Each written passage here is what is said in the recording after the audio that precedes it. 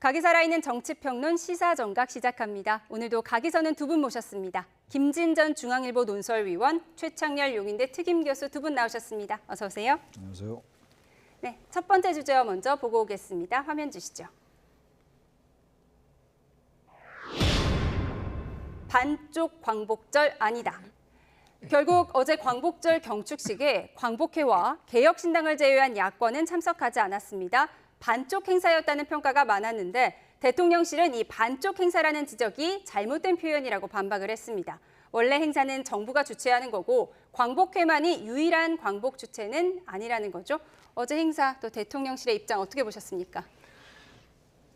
반쪽 대회 표현의 논란보다도 중요한 것은 이 광복회와 야당이 저런 식으로 행동을 하는 것이 과연 옳은 것이냐. 그런데 결정적으로 김영섭 이 독립기념관장은 추천위원회가 독립기념관의 이사들로 구성된 7인 아닙니까?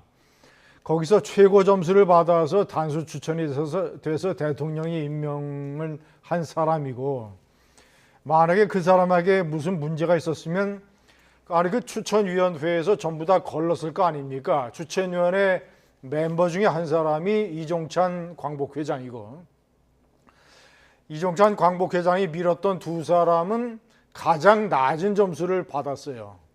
그래서 대통령실에서는 이종찬 회장이 자기가 밀었던 사람이 안 되니까 몽리를 부리고 있다라고 비판을 하는 것 아닙니까? 그러니까 김영석 관장의 어떤 결정적인 하자도 하나도 없고, 그리고 무슨 아무런 근거도 없는 무슨 정부가 건국절을 추진을 한다, 이 김구를 테러리스트로 격화시키고 이승만 대통령을 축혀 세우는 음모가 진행되고 있다라는 이상한 선동적 음모론을 내세우고, 아니 야당은 그것을 이용을 해서 윤석열 정권을 공격을 하니까, 그래서 그 야당과 광복회가 불참한 것이 정말로 잘못된 일이다. 네, 야당과 광복회의 불참을 비난해 주셨는데 특히 어제 행사에는 우원식 국회의장도 참석하지 않았습니다. 민주당은 모든 책임은 대통령에게 있다면서 책임을 용산으로 돌리고 있는데요. 여야 입장 듣고 와서 토론 이어가겠습니다. 인사에 대해서는 이견이 있을 수 있어요. 그런데 광복절은 우리 국민 모두의 축하할 만한 정축 행사잖아요. 그렇게 불참하신 것에 대해서 저는 대단히 유감스럽게 생각합니다. 여기 오셔서 말씀하실 수도 있잖아요. 이견이 있으시면 여기서 이렇게 말씀하실 수도 있는데 이걸 굳이 불참하셔서 이렇게 마치 이렇게 나라가 갈라진 것처럼 보이게 하는 것은 너무 부적절하다고 생각합니다. 정권의 노골적 일본 퍼주기와 독립운동 부정에 숨어있던 매국 세력들도 덩달아 고개를 쳐들고 있습니다. 공영방송이라는 KBS의 광복절 첫 방송에 기미가요가 흘러나오고 김구 선생을 테러리스트라고 모욕하는 요설이 담긴 책까지 출간됐습니다. 심지어 서울 지하철 역사에 설치된 독도 조형물도 소리 없이 철거되고 있다고 합니다. 독립의 기쁨을 나눠야 할 광복절이 친일 세력들이 마음대로 날뛰는 친일 부활절로 전락한 참담한 사태의 책임은 모두 대통령에게 있습니다. 사실 야당의 불참은 예고된 일이었고 의전서열 2위 국회의장까지 어제 기념식에 참석하지 않은 부분, 그리고 현충원 참배를 갔는데요. 이 부분 어떻게 보셨어요? 참 우려스러워요. 이 문제가 지금 대통령에게 책임이 있다, 누구에게 책임이 있다 문제도 중요하겠습니다만, 그렇다고 이거 어차피 공방으로 끝날 거 아니겠어요? 책임 있다고 이걸 고소할 것도 아니고 양측 다 마찬가지라서. 일단 광복절은 지났으니까요.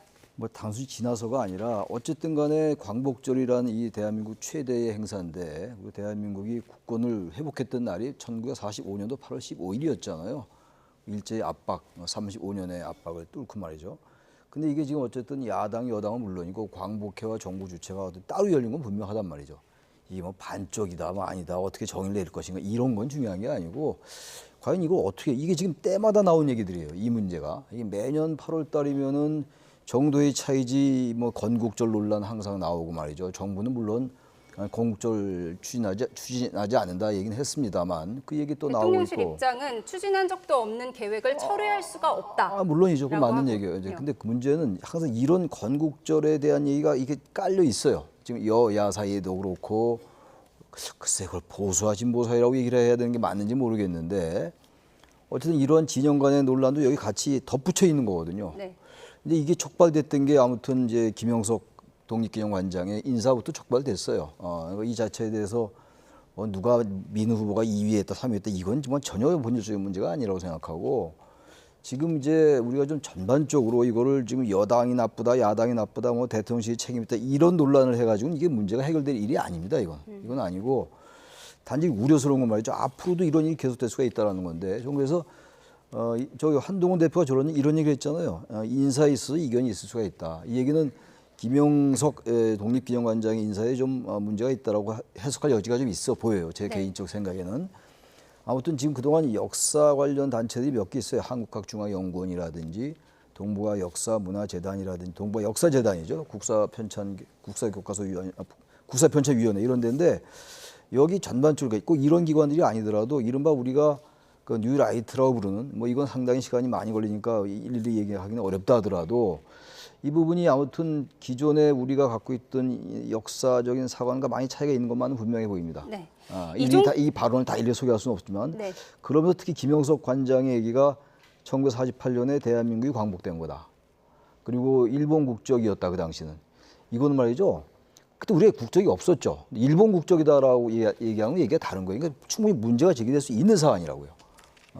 그러다 보니까 이런 게 촉발돼서 전 이제 와서 김영석 기념관장을 철회할지 철회 안 할 것 같고 네. 이분이 자신은 철회할 마음이 없다고 그랬어요. 사퇴할 마음이 없다고 했으니까 그냥 갈 거라고요. 근데 앞으로 이걸 어떻게 할 거냐 이게 앞으로도 계속. 그러게요. 앞으로 네. 어떻게 할 거냐 네. 우리가 이 부분을 지켜봐야 할 텐데 민주당 박찬대 원내대표의 이제 워딩이 조금 강했어요. 마음껏 날뛰는 친일 부활절로 전락한 참담한 사태의 책임은 대통령에게 있다 이런 말을 했거든요. 그러니까 또 이제 아무런 근거 없는 선동 정치를 하고 있는 것 아닙니까?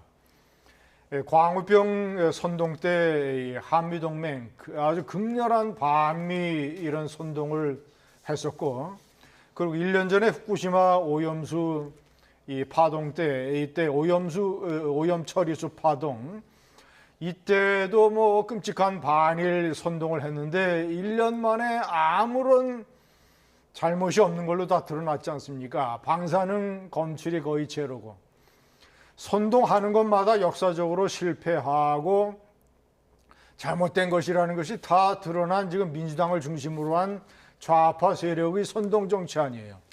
무슨 친일 매국노 정권이니 밀정 정권이니 이런 식으로 또 역사적인 문제를 거론을 해서 아니 가장 핵심적으로 자신들의 발목을 잡는 게 한국 사회의 좌파 정치 세력의 태두라고 할 수 있는 원조라고 할 수 있는 김대중 대통령이 자기 집권 시절에 1998년에 외환위기 때 대한민국 건국 50주년을 기념을 해서 제2건국 국민운동을 주창을 했어요.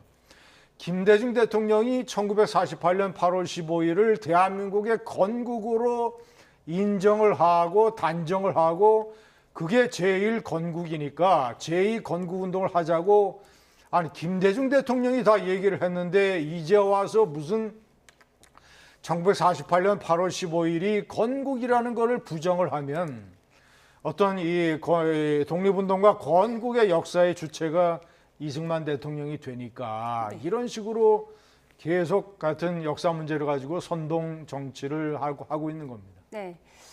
그런데요, 어제 인터넷상에서 가장 논란이 됐던 부분이 있었어요. KBS가 광복절 새벽에 일본 국가가 연주되는 오페라 공연을 방영한 것과 관련해서 야권의 비판이 상당한데 KBS 측은 뭐 올림픽 편성 때문에 이제 미뤄진 오페라 공연을 방영한 것이다 뭐 이렇게 해명을 했고 사과도 하긴 했어요. 근데 왜 이런 문제가 불거졌을까요? 잘못된 겁니다. 잘못됐으니까 KBS가 사과하지 않았겠어요? 잘못되지 않았으면 KBS가 공영방송인데 사과했겠습니까? 그리고 전 이해가 안 가는 게 이게 일본의 이제 오페라잖아요. 나비 부인이 그 이제 푸치니의 나비 부인의 동명의 그 소설을 원작으로 한 오페라예요. 나비 부인 그게 이제 나왔던 건데 광복절 날 그것도 하필 0시에 말이죠. 이게 문제가 안 되면 이상한 거죠. 이게 나왔는데 여기에 대해서 문제가 없다라고 얘기하면 그게 정말 이상하다고 저는 생각합니다. 그러니까 KBS도 사과를 한 것이고 저는 일부러 그랬다고는 보지 않아요. 네. 근데 다른 때 보여줄 수 있죠. 하나의 오페라니까. 게다가 또 거기에 일본 기모노 입고 기미가요. 일본의 국가인데 그거를 얘기를 하고 그걸 부르고 도대체 광복절날 그걸 하는 게 맞냐고요. 그래서 저는 일부러 했다고는 전혀 생각하지 않고 그래서 KBS의 해명과 사과가 있었고 뭔가 KBS 내 뭐 제가 다른 방송에 대해서 전혀 아는 바가 없으니까 뭔가 이게 시스템이 문제가 있는지 뭐 일정이 뭐가 잘못됐겠죠. 저는 그렇게 봅니다. 어쨌든 그럼에도 불구하고 결과적으로 이건 대단히 잘못된 일이다라고 네. 생각합니다. 이 부분에 있어서 이제 야권의 비난이 쏟아지고 있어서 저희가 소개를 해드렸고요. 대통령의 경축사 이야기해 보겠습니다. 대통령의 경축사를 두고도 여야 반응이 극명하게 엇갈리고 있습니다. 특히 광복절 경축사에 대일 메시지가 빠진 것을 두고서 야당은 친일 DNA 때문에 일부러 안 쓴 것 아니냐 이런 평가도 나오고 있는데 대통령실에서는 우리가 이제 일본을 넘어섰기 때문에 극일에 대한 자신감이다라고 표현을 했고요. 어떻게 해석하세요? 경축사에서 일본의 식민 지배나 뭐 반성이나 이런 문제를 거론하는 차원보다도 올해 1인당 국민소득이 일본을 앞질렀지 않습니까? 일종의 극일의 시작인데 그런 어떤 자랑스러운 기록을 언급을 하고 그리고 1948년 건국 이후에 대한민국의 성장사 이런 것들을 언급을 하고 하는 것 자체가 일본에 대해서 아주 고차원적인 강력한 메시지다. 네. 대일 메시지가 없었던 게 아니라 아주 고차원적이고 일본이 더욱더 한국에 대해서 뭔가 이 두려움과 경계심을 가질 수 있는 그런 기록들을 다 언급을 했잖아요. 그리고 이번에 작심하고 이제 조금 이따 다루겠습니다만은 작심을 하고 통일 문제를 얘기를 하고 통일이야말로 진정한 광복이다. 이런 식의 개념을 얘기하는 윤석열 대통령의 통일 닥트린을 얘기하는 그런 연설이기 때문에 네. 과거 시절에 무슨 뭐 식민 지배에 관한 언급이나 이런 것들은 어떤 낮은 차원의 대일 메시지고 이번에는 보다 더 강력한 고차원적인 그런 이 통일의 메시지에 주력을 했다고 봅니다. 네, 대일 메시지가 없었던 것이 오히려 일본을 향한 더 강한 메시지다 이렇게 해석을 해주셨어요. 그런데 윤 대통령이 어제 통일 독트린도 발표를 했습니다. 3대 비전 그리고 7대 방안, 남북 통일이 되어야 진정한 광복이다 이렇게 해석을 했는데 북한이 호응을 할까요? 우선 그거 이전에 대일 메시지에 대한 말씀도 저도 한 말씀 드릴게요. 네. 이게 이제 우리가 중요한 게 한일 관계의 미래 지향적 부분 아니겠어요? 그래서 윤석열 정권 들어와가지고 지난 정권 때 한일 관계가 대단히 불편했어요. 전혀 바람직하지 않은 일이었죠. 그래서 윤 정권이 들어와서 한일 관계를 상당히 협력적 관계로 바꾸고 말이죠. 이건 전 대단히 긍정적으로 평가합니다. 근데 정말로 한일 관계가 건강하게 가기 위해서 말이죠. 과거사에 대해서 우리가 비난하자는 게 아니에요. 그리고 과거사에 얽매이자는 얘기가 아니라 일본이 지금 독도도 자신들의 영토라고 주장하고 있잖아요. 지금도. 그거 지적해야죠. 그거 언제 지적합니까? 언급은 했어야 했다. 당연하죠. 그리고 네. 과거사 문제에 대해서 굳이 뭐 과거에 진부하게 너 사과해라 마라 이런 얘기가 아니라 최소한 지적해야죠. 다른 날도 아니고 광복절 경축식이니까 그거 하나 말씀드리고 싶고 네. 그래야 더 우리가 건강한 한일 관계가 갈 수 있어요. 독일 같은 경우는 말이죠. 독일과 일본을 비교할 건 아닙니다만 BMW 같은 일반 사기업에도 이 홀로코스트 몇백만 죽인 거기에 대한 비판과 반성이 있다고요. 근데 일본은 그렇지 않으니까 적어도 거기에 대해서 우리가 일본을 비난하고 일본과 무슨 징후나 반목 관계로 하자는 게 아니라 그래야지 과거에 대해서 정말로 용서하고 화해하려면 과거에 대한 직시가 필요한 것이고 그래야지 건강한 미래가 있을 수 있다는 말씀 하나 드리고 이 통일 관계 이 문제는 저는 뭐 틀린 말씀들은 아니라고 보는데 단지 저는 좀 공허하게 느껴져요. 공허했다. 왜냐하면 대화협력체를 네. 제시했는데 지금 남북 관계 완전히 끊긴 상태예요. 하트라인도 가동이 안 된 상태라서 그래서 통일 얘기를 하고 또 그리고 무슨 그 정보 접근권 같은 거 얘기하니까 물론 하나의 지향적인 방향이기도 하고 그렇게 되면 좀 좋겠습니까만은 지금 북한의 상태에서 그런 것들에 대해서 우리가 큰 틀에서 이 방향을 제시하다 하더라도 너무 현실 가능성이라든지 실효성이라든지 효능감 이런 게 좀 떨어지는 게 아닌가. 그러나 방향은 맞다. 방향은 맞지만 현실성은 떨어진다라고 떨어진다. 해석을 해주셨고요. 저희는 다음 주제로 가겠습니다. 다음 키워드 주시죠.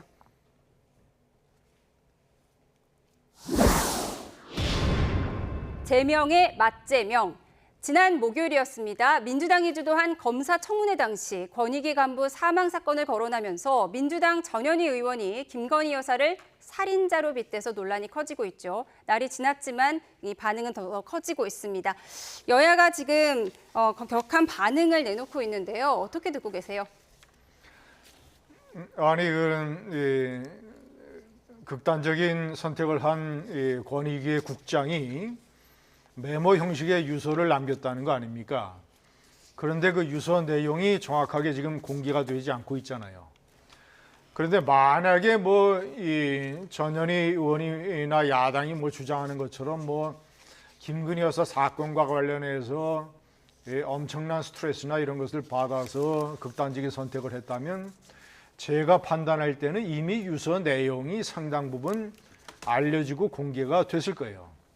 그렇지 않은 상황에서 저런 식으로 또 하나의 음모론, 또 하나의 선동, 그리고 국회의원이 말이죠. 이 대통령과 대통령 영부인을 가르쳐서 무슨 살인자라든가 이런 식의 표현을 하고, 아니 국민의힘의 김종혁 최고위원이 바로 받았지 않습니까? 이 페이스북에. 아니 그러면 이 대장동 사건이나 이재명 대표와 관련된 사건과 연결돼서 주변 인물 5명 정도가 극단적인 선택을 한 것은 그러면 민주당의 그분은 무슨 연쇄 살인자냐 이런 식으로 바로 또 맞받아서 쳤지 않습니까? 그러니까 이런 식의 아주 근거가 없는 음모론, 선동, 이 야당의 선동 정치가 이미 완전히 도를 넘고 선을 넘었다. 이 상당한 역풍이 불 거라고 판단을 합니다. 역풍이 불 거라고 하셨는데 지금 국민의힘은 전현희 의원에 대해서 의원 제명 촉구안을 결의를 했습니다. 근데 이게 가능한 일인가요? 우리나라 지금 국회에서 의원이 제명된 게 1979년도에 김영삼 당시 의원이 제명된 거 이외에는 없어요. 이건 어차피 되지도 않을 거고 정치적 공방인데 그 전에 말이죠. 이 김건희 여사에 대해서 살인자라고 얘기한 거 이거 당연히 전현희 의원이 사과해야 돼요. 사과를 할 것 같습니까? 저는 당분간 안 할 것 같아요. 네. 이 전당대회가 8월 18일이죠. 얼마 안 남았어요. 지금 오늘이 8월 16일이니까 내일 모레인데. 근데 지금 사과라고 그러지만 김건희 여사는 지금 지금 전현희 의원은 사과한다는 얘기가 안 나오고 있는데 사과를 하나 할지 안 할지는 제가 알 수는 없죠. 알 수 없는데 상황이 어찌 됐든 간에 어떻게 특정인에 대해서 아무런 혐의도 없는데 자신의 추정과 예단을 근거로 해가지고 살인자다? 이게 면책특권에 기댄 거예요. 만약에 면책특권이 아니라 이런 얘기 안 했을 겁니다. 아마. 전현희 의원도 변호사인데. 대통령실도 그 부분에 대해서 비난을 했고요. 당연히 이건요. 비판 비난 떠나가지고 사과를 해야 되고 이거 김건희 여사에 대해서 전현희 의원에 대해서 말이죠. 전현희 의원에 대해서 국회에서 나중에 제명이 안 될 게 거의 확실히 되지만 최소한도 제명 거기 윤리위에다 그건 남겨야 될 것 같아요. 이건 잠깐만 이런 식으로 가다 보니까 우리 한국 정치가 말이죠. 어떤 사안이 있으면 이 본질에 대해서 서로 정교하게 논의를 주고받는 게 아니에요. 아까 좀 지나간 얘기입니다만 왜 현 정권을 친일 내국노 정권이라고 그럽니까? 현 정권이 잘못되고 인사문제 이런 걸 조목조목 따지면 돼요. 그리고 현재 왜 정부가 이렇게 일본 앞에서 작아지냐에 대한 근거 몇 개 대면 됩니다. 제가 다 되고 싶은데 시간이 안 되면 못 되는 건데 근데 거기다 또 누가 조선 총독부의 총독 같다 대통령이. 그리고 조선 총독부가 용산 대통령실로 부활했다. 이런 말을 하다 보니까 이게 너무 과한 말이 되니까 정말로 본질에 대한 내용을 따지기 이전에 상대를 비난하기 바쁘다고요. 이것도 살인자라고 얘기하는 순간 살인자란 말이 워낙 이건 해서는 안 될 말이니까 이게 대통령 영부인이 아니더라도 이런 말 하면 안 되는 거예요. 대통령 부부에 대해서가 아니더라도. 그래서 국회가 정말 자각해야 되고 이런 식의 발언이 나올 때 이거는 국회 차원에서 나중에 제명이 안 된다 하더라도 말이죠. 철저하게 이건 당 차원에서라도 민주당 차원에서도 질타를 해야 돼요. 말이 안 되는 겁니다. 이 부분은. 네, 저희가 키워드를 제명의 맞제명이라고 꼽아봤는데 민주당 내부에서도 전현희 의원 발언이 너무 나갔다는 평가가 나오고 있는데요. 그 목소리 들어보고 오겠습니다. 네, 인터뷰 들어보겠습니다. 네, 그런 마음은 공감이 가는데 우리 국회에서 너무 과한 표현이 등장하는 거는 바람직하지는 않다고 생각합니다. 제명도 과하고요. 발언 취지는 이해합니다. 그러니까 권익위에서 일했던 동료의 죽음 앞에서 많이 격앙됐던 모습이 있었던 것 같습니다. 그러나 이렇게 확정적인 발언을 하신 것은 너무 과격했다라는 생각이 있습니다. 국민의힘에서 민주당이 공식적인 사과 요청을 했지만 전현희 의원 개인 차원의 대응이 충분히 있을 수 있다라는 생각이 있습니다. 전현희 의원 마음은 너무 이해가 가지만 너무 과하다라는 내용인데요. 도대체 이 발언이 어떤 맥락에서 나왔는지 저희가 이 영상 먼저 보고 오겠습니다.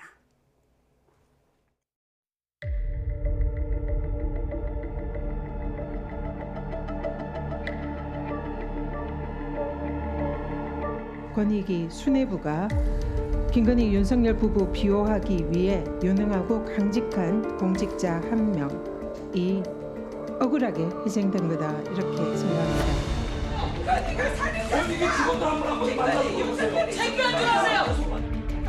부끄럽지 않습니까? 본인도 책임이 있어요. 죽음의 본인은 책임이 있으니까 본인은 이런 말을 할 책임이 없어. 송석준 의원님 잠깐 발언 중단하세요. 잠깐 정의하겠습니다. 저희 아주 정치적인 계산이고요. 개딸들에게 최고위원 뽑아달라고 아양 떠는 것이 아니냐. 그런 발언이 상식적이지 않고 아무리 정치인이라 하더라도 그렇게 그런 발언을 하는 것에 공감하실 분들은 국민들이 많지 않으실 겁니다. 거기에 대해서 당 차원에서 필요한 조치를 한 것이다 이렇게 생각합니다. 본인들이 저질러왔던 잘못들에 대한 물타기 그리고 현재 불거지고 있는 논란들에 대한 물타기 또는 국면 전환 시도로밖에 보이지를 않습니다. 전현희 의원이 제명당해야 한다면 송석준 의원도 함께 제명되는 것이 합당하지 않은가 그런 차원에서 제명. 네, 전현희, 송석준 의원 양 의원에 대해서 서로 제명을 추진하겠다고 하고 있어요. 그런데 황당한 건 제명을 추진하기 위한 윤리특위가 아직 구성조차 안 되고 있잖아요. 그러니까 양당 서로 알면서 이렇게 서로 으름장만 놓고 있는 거예요. 이 상황 어떻게 보세요? 정치적인 공방만 하는 것이죠. 그런데 이제 전현희 의원이 왜 저렇게 과격하게 나가느냐. 많은 사람들이 그렇게 분석을 하지만 이제 전당대회 마지막 투표가 서울 투표가 남아 있고 현재 8명의 후보 최고위원 후보 중에서 5위 안에 들어야 최고위원이 되는 건데 5위 안에 드느냐 마느냐 그 간들간들한 그런 상황 아닙니까? 본인이 이제 저런 식의 강경 발언을 해서 이재명 대표 강성 지지층의 표를 얻을 수 있을 거라고 판단을 하는 것 같은데 역시 막말 파동에 휩싸인 정봉주 전 의원 목함지뢰를 조롱하는 이런 발언으로 해서 공천이 취소됐던 인물 최근에 이제 명팔이 제명팔이 이런 식으로 해서 강성당원들의 반발을 샀던 정봉주 전 의원의 지지세가 많이 주춤을 하고 하락을 하는 것 보면 전현희 의원의 저런 어떤 강경 발언이 득표에 과연 도움이 될 것인가 저는 상당히 퀘션 마크입니다. 여성목 1위만 하면 되는 거잖아요. 그래서 지금 이현주 의원이랑 뭐 최종 득표율, 지금까지 누적 득표율이 0.02%포인트 차이라고 하거든요. 교수님께서 보시기엔 어때요? 효과가 있을까요? 효과 있을 것 같아요, 제가 볼 때. 그럼 1위를 할 수도 있다. 정봉주 후보가? 지금 전현희 의원이 1위가 아니라 이제 5위가 누가 되냐? 여성목 1위요. 글쎄, 네, 여성목 1위가 되면 이제 최고위원이 될 수 있으니까요. 근데 왜냐면 지금 전현희 의원을 제가 개인적으로 잘 모릅니다만 네. 이런 스타일이 아니에요, 원래. 좀 점잖은 편이라고요. 네. 근데 아까 이 화면을 봐도 그렇고 저렇게 화낼 일도 아니거든요. 네. 근데 화가 나 스스로 화를 내야 되겠다고 해서 냈는지 모르겠는데 상당히 격앙돼 있잖아요. 그러다 보니까 살인자라는 표현이 나왔는데 전 이게 강성 지지자들, 이른바 팬덤, 뭐 좋게 말해서 팬덤이고 이른바 이제 개혁의 딸, 뭐 개딸이라고도 흔히 부르니까 저도 그 표현을 따르겠습니다만 그분들에게 그 사람들에게 저는 약간 호소력이 있을 것 같아요. 호소력이 있을 것 같다. 그게 민주당의 그런 행태가 좀 있기 때문에 제가 뭐 이건 예측이니까 그래서 어떻게 될지 뭐 두고 봐야죠. 이현주 의원하고 지금 이제 전현희 의원이 5위를 다투는 이런 상황 네. 같은데 뭐 이현주 의원이 긴장할 것 같아요. 네, 좀 그럴 것 같은데 그 전에 제가 하나 또 지적하고 싶은 게 정청래 법사위원장이 있잖아요, 저 자리에. 저거 왜 지적 안 합니까? 법사위원장 지적해야죠. 전 의원 그거 사과하세요. 라고 해야 되는 거 아니에요? 다른 거 얘기할 때 그렇게 국민의힘 의원들에게는 그렇게 강경하게 말씀하시는 분이 누가 봐도 저에게는 그 내용 여부를 떠나서 잘못된 표현이거든요. 살인자다라고 얘기를 하고. 네. 그럼 당연히 법사위원장이 그거 제지하고 사과시켜야죠. 저렇게 하다 보니까 자꾸 내로남불 얘기 나오고 양쪽 똑같다는 얘기 나오는 겁니다. 저러다 국회 해산돼요. 나중에 2017년도에 프랑스 총선거 아시잖아요. 좌우가 완전히 졌다고요. 중도가 부상이 됐다고요. 우리나라 지금 국회 모든 국회의원이 다 그런 건 아닙니다만 여야 의원들께서 특정 몇 분 드립니다만 저렇게 해도 된다고 생각하는 것 같아요. 저렇게 해야지 진영 내에서 지지를 얻고 최고위원도 되고 이런 잘못된 생각을 하고 있는 게 아닌가. 그러니까 저런 분들이 사실은 당원들도 거기에 대해서 질타를 해야 되는 거거든요. 네. 원론적인 얘기입니다만 이 얘기를 안 하고 넘어갈 수가 없어요, 제가. 예. 전현희 의원의 사과 여부에 대해서는 지켜보도록 하고요. 최근 여당 쪽은요. 김경수 전 지사 복권 문제로 분열 목소리도 나왔는데 이번에 전현희 의원이 쏘아올린 이 살인자 발언으로 똘똘 뭉치는 분위기입니다. 국민의힘으로 하여금 민주당에 공세 빌미를 준 것 아닌가 이런 분석도 나오고 있는데요. 그렇죠. 김경수 전 지사를 상당히 정치적인 무게를 올려준 게 국민의힘 내부의 일종의 여러 가지 이 분열 파동입니다. 한동훈 대표가 김경수 전 지사의 복권에 대해서 반대를 하고 또 대통령실에서 거기에 대해서 또 이제 반박을 하는 얘기들이 나오고 국민의힘 내부에서도 여러 가지 의견이 나옴으로써 김경수 전 지사가 갑자기 키가 커졌어요. 그래서 뭐 여론조사에서도 이제 괄목할 만한 어떤 이런 이 지수가 나오고 그래서 김경수를 키워준 것은 국민의힘의 이 일종의 일단 이 이견 파동이다 이렇게 봅니다. 네, 김경수 전 지사 이야기가 나와서요. 저희가 여론조사 그래프를 보여드리겠습니다. 그래프 보여주시죠. 네.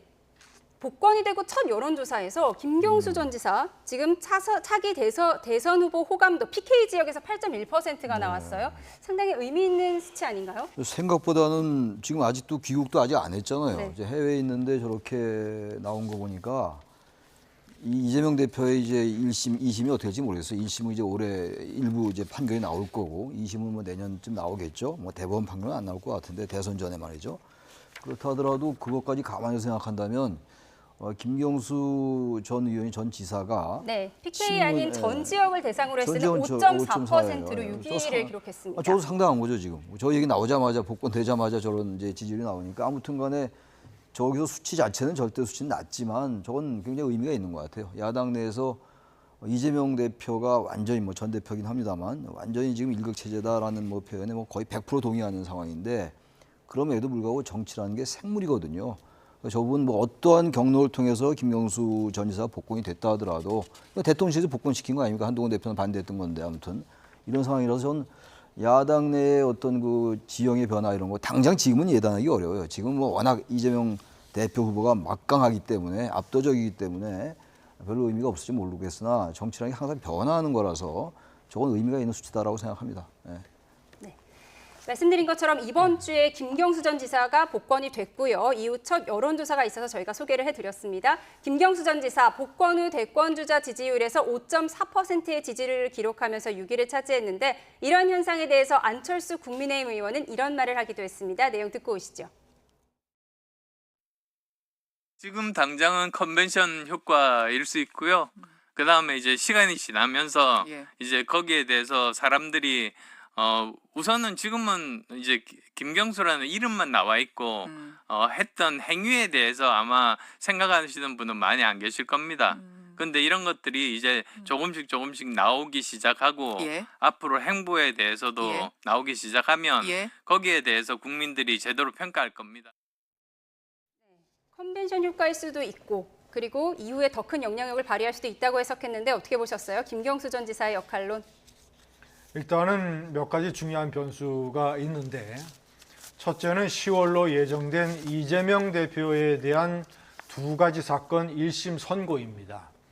그때 만약에 법정 구속까지 가지 않는다 하더라도 이 대표가 1심에서 유죄 선고를 받으면 민주당 내에서 이재명 대표 체제에 대한 여러 가지 이제 파도가 출렁일 가능성이 있고 또 야권의 대선 주자 중에서 김경수 전 지사가 3등인데 2등이 조국 대표예요.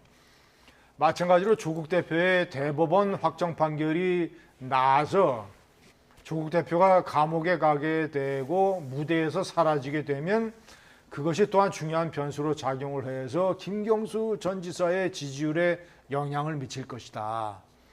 마지막으로 이제 본인이 정치적인 공간을 확보하고 카리스마를 보여줘야 되는데 이 대목에서는 이재명 대표에 비해서 상당히 부족하다. 너무나 약한 이미지, 투쟁적 이미지가 아직은 민주당의 강성 지지자들에게 어필할 수 있는 기회가 오지 않았다. 이렇게 판단합니다. 투쟁 이미지는 없지만 뒤에 이제 친문 세력이 서포트하고 있다. 이런 분석이 많잖아요. 그렇죠. 반 이재명 세력 연합체에 이제 뭐 김경수, 김동연 경기지사, 뭐 임종석, 박용진 이런 연합체의 중심 인물로 뜰 수는 있는데 그걸로는 제가 봤을 때는 부족하다. 충분 조건이 되려면 이재명 대표와 버금가는 야권 내의 카리스마를 김경수 전 지사가 보여줘야 된다. 네, 알겠습니다. 마지막 주제를 살펴보도록 하겠습니다. 조금 전 나온 소식을 좀 살펴볼 텐데요. 박찬대 원내대표가 조금 전에 대법원장 등 제3자 추천 방식의 최상병 특검법을 수용할 뜻을 밝혔습니다. 그러니까 한동훈표 특검법을 수용할 수 있다는 뜻인데 이게 뭐 전국에 큰 변수가 될 수 있을까요? 변수가 될 수 있다고 저는 생각합니다. 왜 그 말씀 드리냐면 한동훈 대표의 그 이른바 제3자 추천안이 지금 별로 그렇게 큰 이제 반향이 별로 없어요. 당내 지금 뭐 김경수 전 지사 복권 문제로 또 뭐 당정 갈등으로 비친 점이 있고 말이죠. 그러다 보니까 제3자 추천을 또 꺼내면 또 다시 당정 갈등 얘기는 분명히 나올 거 아니에요. 가장 제일 핵심적인 게 제3자 추천 특검이거든요. 해병대원 특검에 대해서. 근데 지금 민주당도 저렇게 바뀐 이유가 있을 거예요. 바뀐 이유가 뭘까요? 아니 계속 이제 이제 현재 같이 민주당과 이제 원내 교섭 단체가 한 명씩 추천하는 걸로 간다면 국민의힘도 이탈표가 나올 수가 없어요. 제가 봐도. 네. 당연히 대통령께서는 거부권 행사할 거고 그리고 국회 재표결에 들어가도 국민의힘이 이탈표가 안 나올 것이고 또 그러면 도돌이표가 아무런 될 의미가 것이다. 없어요. 그러니까 도돌이표가 된 자체는 뭐 비판받는 거지만 다 비판하는 거지만 일단 민주당 입장에서 볼 때는 특검을 일단 성취해내야 될 거 아니에요. 안 되는데 맨날 그거 하면 뭐합니까? 한계가 있지. 그렇다면 제3자 추천을 하면 여권 내의 갈등도 부추길 수 있고 한동훈 대표 입장이 애매해질 수 있지 않습니까? 지금 당장 완벽하게 당내 친윤을 설득하고 있는 상황도 아닌 것 같고 그렇다고 한동훈 대표 입장에서 볼 때 제3자 추천을 접을 수도 없는 노릇이에요. 접는다면은 한동훈 대표의 정책 입지 이런 게 전 약해진다고 보기 때문에. 아직은 국민의힘이 입장을 내놓지 그럼요. 않고 그래서 있습니다. 이 상황에서 양수 겸장으로 민주당이 내놓은 것 같아요. 앞으로 이제 한동훈 대표가 어떤 입장을 취할까의 문제인데 저는 한동훈 대표가 이거를 추진해야 된다고 생각합니다. 그래야지 한동훈 대표가 국민의힘 내에서 지난 전당대회 때 당신 민심 모두 63% 얻은 거기에 대한 어떤 확답 같은 게 된다고 저는 생각합니다. 한동훈 대표가 추진해야 한다고 보셨는데 사실 한동훈 대표가 넘어야 할 난관도 있잖아요. 뭐 당 내부에서 분명히 반발도 있을 테고요. 얼마 전에 장동혁 최고위원 발언을 보면 제3자 특검안, 제3자 추천 특검안이 실익이 없다. 뭐 이런 뉘앙스를 풍기기도 했거든요. 저는 한동훈 대표가 적당히 이유를 둘러대면서 발을 뺄 걸로 봅니다. 아, 그럼 추진하지 않을 것이다라고 보세요? 예. 우선 첫째는 전체적으로 무슨 뭐 이 최상병 특검법에 관한 동력이 많이 상실됐어요. 여나 야나. 야당은 벌써 2번이나 부결이 됐고 또 3번째를 표결에 붙이려고 하니까 머쓱하니까 저런 식으로 한동훈 안을 받을 수 있을 거라고 받겠다고 저런 식으로 나왔는데 일종의 국민의힘 교란책 아닙니까? 교란책이라는 것을 뻔히 아는데 국민의힘 내부에서 저거를 야당의 제안을 받아들여서 제3자 특검법으로 가자라는 것을 찬성하고 나오겠습니까? 아니죠. 국민의힘 의원들이 당연히 다수가 반대하겠죠. 저거는 여권 교란책이니까 절대 받아들일 수 없다. 그리고 공수처의 수사 결과 발표가 임박해 있고 경찰 수사 결과 발표에 따라서 윤석열 대통령의 조치가 옳았다는 것이 증명이 됐고 그래서 전체적으로 특검법의 동력을 많이 상실했기 때문에 한동훈 대표가 본인이 체면이 좀 깎이더라도 적당히 이유를 대면서 발을 뺄 걸로 봅니다.